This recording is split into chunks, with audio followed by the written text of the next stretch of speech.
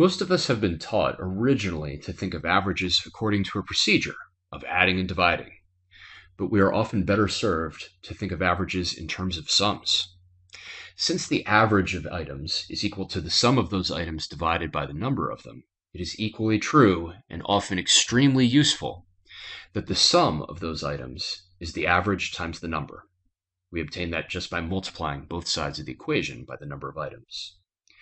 We can apply this fact 3 times to solve this question. First, we can write it twice for each of the averages the question tells us about: the sum of the first items and the sum of the second items.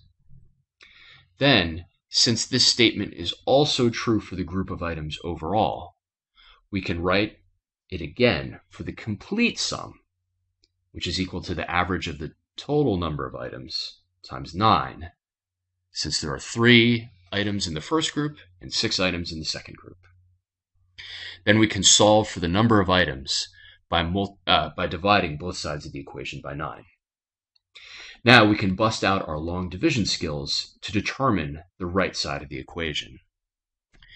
Once we get to 14 point something, we can actually stop, since 14 point something leaves only one possible answer. The correct answer is E. One note: I think even most people who are zealots for solving questions backwards would agree that this question is really more easily solved in the straightforward manner. The reason is that the answer choices are more laborious to work with than the numbers in the question.